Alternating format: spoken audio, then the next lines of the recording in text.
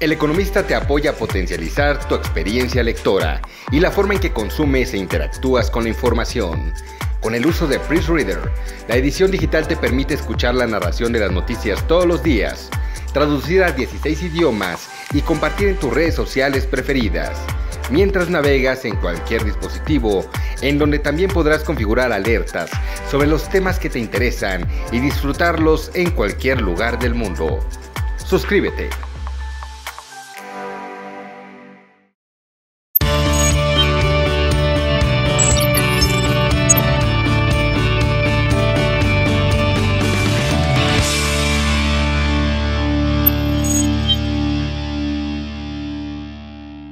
Señor Jorge Familiar, vicepresidente para América Latina del Banco Mundial, le agradezco mucho que esté con nosotros en el periódico El Economista. Al contrario, un gusto estar con ustedes. Muchas gracias. Pues empezar por preguntarle qué es lo que están haciendo aquí. Hay un foro de riesgo que está organizando Banco Mundial, si nos puede platicar al respecto. Así es, con mucho gusto. Bueno, esta es una comunidad de expertos, tanto del sector público como del sector privado y la sociedad civil, que tiene una razón de ser muy importante. Agrupa a más de 600 organizaciones, están presentes, representados más de 100 países, creo que tenemos más de 1,200 personas participando. Y son gentes que están interesadas, que están dedicadas al tema de la administración de riesgos, de la identificación, el control, el manejo de riesgos, de la construcción, de la resiliencia. Y estos temas son fundamentales para el desarrollo y para el mundo en que vivimos, ¿no? Decía hace un momento que en mi opinión ningún país puede alcanzar su potencial de crecimiento si no administra adecuadamente los riesgos. No podemos hablar de erradicación de pobreza o de combate efectivo de la desigualdad si no hay una administración adecuada de riesgos. Señor, ¿y por qué en este momento y por qué en México? Bueno, México en este momento es vicepresidente de un fondo relacionado con desastres naturales y amablemente aceptó hacer el anfitrión para este importante evento global. Y además creo yo que es un lugar modelo para hacer algo como esto, ¿no? Porque México es un país que va a la vanguardia en administración de riesgos. Mencionaba también hace un momento en mi intervención que México en 1985 ante el terremoto pasó por un punto de inflexión en donde cambió de manera profunda la forma en la que se responde, en la que se prepara un país y en la que responde un país a desastres naturales.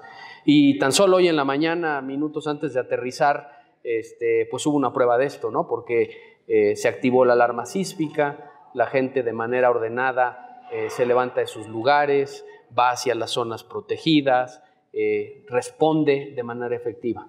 Tenemos una publicación que habla justamente de lo que ha avanzado México en esta materia, en donde se compara, por ejemplo, la magnitud del sismo del 85 con la magnitud del sismo que se dio en septiembre del año pasado. El área y la intensidad fue mucho mayor el año pasado, la ciudad es más grande, hay más habitantes y los daños fueron mucho menores.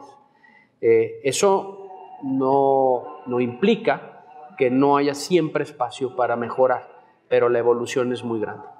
Otra área en la que México ha estado a la vanguardia es en el uso de instrumentos financieros para el manejo de riesgos.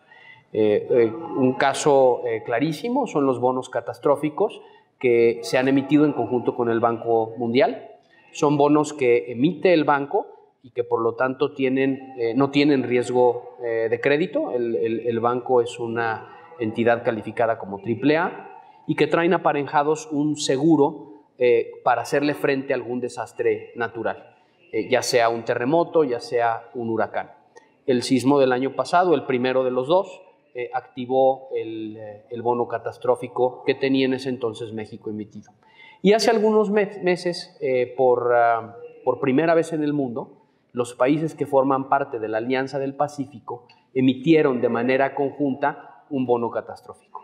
Y esto es también un parteaguas porque demostró la Alianza del Pacífico, en conjunto con el Banco Mundial, que trabajar en conjunto, que trabajar bajo un principio de integración regional, le trae beneficio a los países en lo individual, bajando los costos de emisión e incrementando la demanda por un instrumento y haciéndolo más atractivo para los inversionistas.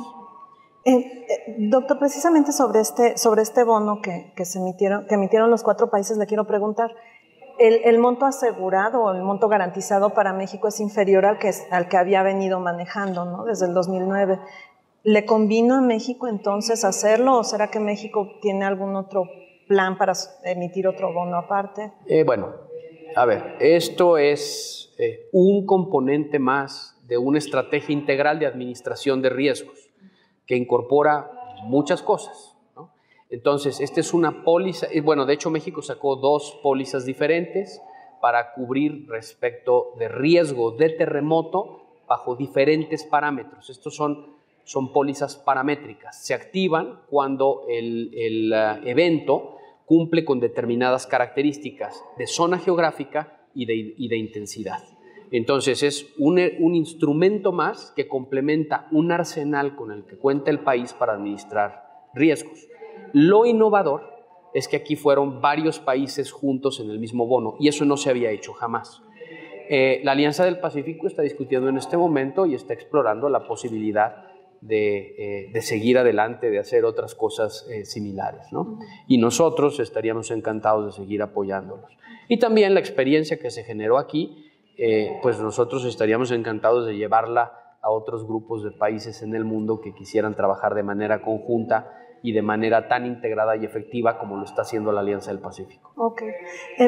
Señor, también le quisiera preguntar, ¿en qué momento termina ya el acompañamiento del Banco Mundial cuando se ejerce un bono como el bono catastrófico? Es decir, ¿ustedes intervienen hasta el momento que se hace la colocación o también acompañan a México o a los países en ver hacia dónde van los recursos, cómo lo están? No, plenamente es un instrumento financiero, entonces nosotros somos una parte en todo lo que tiene que ver con la estructuración, con la emisión y en su caso con el ejercicio de los seguros que están aparejados al bono, ¿verdad? Son parte de nuestra estrategia normal de financiamiento, es un instrumento más con el que el Banco Mundial se financia para después otorgarle crédito a los países, ¿no?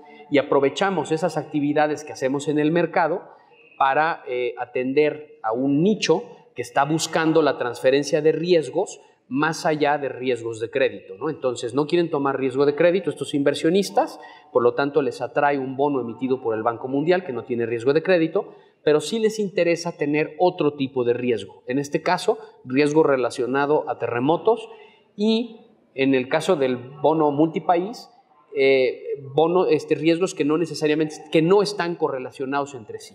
Entonces, eso es lo que nosotros hacemos, ¿no? Y después es un seguro como cualquier otro, ¿no? Como el seguro de automóvil que una persona saca, ¿no? Y cuando uno desafortunadamente tiene un siniestro, se paga el seguro y ya lo que uno hace con los recursos, pues es decisión de cada quien, ¿no? Uno puede decidir recuperar el automóvil que tenía o puede decidir pagar su hipoteca, ¿no? Eso es decisión del asegurado. Ok, muy bien. Señor, me decía que este es el primer bono multipaís. Quisiera preguntarle si ya se ha presentado algún otro grupo de países que les hayan solicitado hacer este. Todavía no.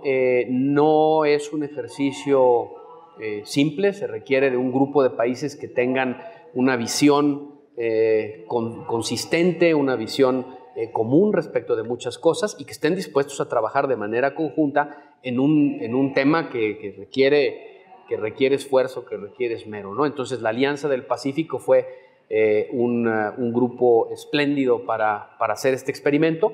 Una vez que ellos han probado que esto hace sentido y que funciona en el mercado, hay la posibilidad de que otros grupos exploren algo similar. ¿Cómo fue? Banco Mundial les ofreció a la Alianza del Pacífico el instrumento, México les dijo, oigan, ¿por qué no lo hacemos? ¿O fue iniciativa de la Alianza que les dijo, oigan, queremos hacer uno? Pues yo creo que es una combinación un poco de todos los anteriores, ¿no? Tenemos un diálogo muy cercano con con los 4 países de la alianza, tanto a nivel individual como grupo.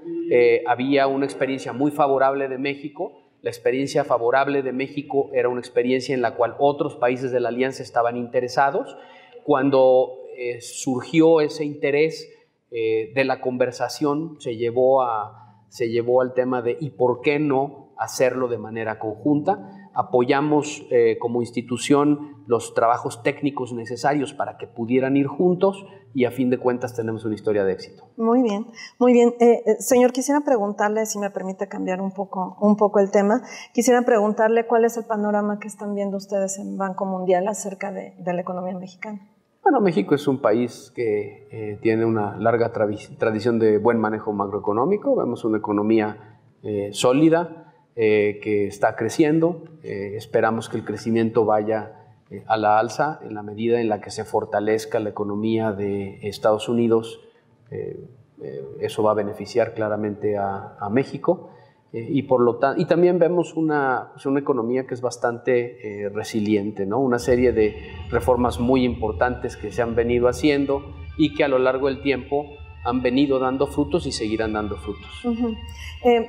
Señor, estamos en medio de 2 procesos que quisiera saber cuál es la observación del Banco Mundial acerca del impacto que podrían tener en la actividad económica mexicana. La renegociación del Tratado de Libre Comercio por un lado y por el otro lado tenemos también las elecciones presidenciales. Quisiera preguntarle si esto tendrá alguna implicación en la actividad económica. Bueno, la renegociación del Tratado de Libre Comercio va en marcha. Vemos que ha habido avances muy importantes. Creo que es positivo que la negociación vaya avanzando.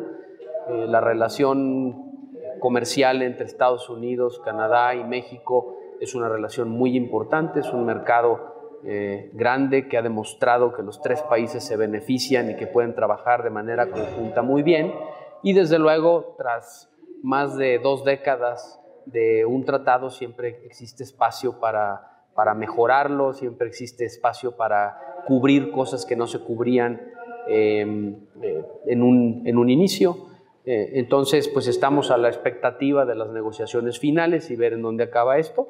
Por otro lado, México es una economía muy abierta, es el país con más tratados comerciales en el mundo. Recientemente hay 2 nuevas iniciativas, ¿no?, con la Unión Europea y la nueva iteración del Acuerdo Transpacífico, que también abren nuevos mercados y nuevas oportunidades para México, y vemos eso como algo muy positivo. Siempre la incertidumbre genera algo de volatilidad conforme las noticias van llegando, y un día son noticias buenas y otro día con mayor nivel de incertidumbre. Pues eso tiene un cierto impacto en los mercados y sobre todo en el corto plazo.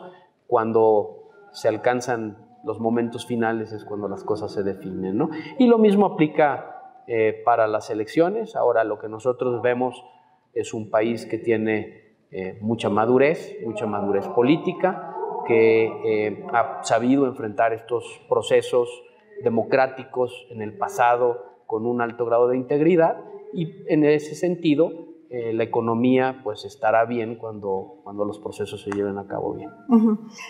Señor, el líder en las encuestas es el candidato de izquierda Andrés Manuel López Obrador. Es la 3ª ocasión que se presenta como candidato. Quisiera preguntarle si la tendencia de las encuestas fuera certera, si esto afectaría de alguna manera primero la relación de México con Banco Mundial y después cómo impactaría en la actividad económica. El mandato del Banco Mundial, nuestra acta constitutiva, no nos permite entrar a ningún tema relacionado con política y con la política interna de los países. Entonces, al respecto, no tengo una opinión, y lo que sí le puedo decir es que el Banco Mundial trabaja con todos sus miembros, ¿no?, con todos sus accionistas, con todos los accionistas que son clientes y también con todos los accionistas que solo participan en el capital del banco y que son en muchos casos donantes. Okay. Muy bien, pues doctor, le agradezco mucho la oportunidad de conversar con usted. Un gusto como siempre. Muchísimas gracias.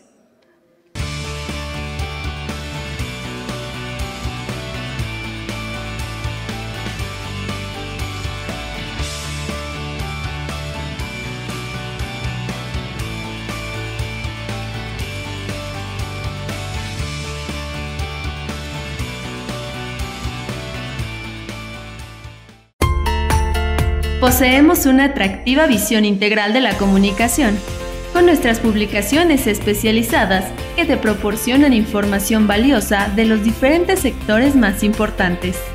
Semanalmente, Los Políticos, Turismo, Autos y The Washington Post.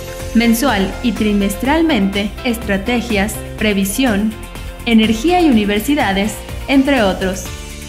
Suscríbete ya.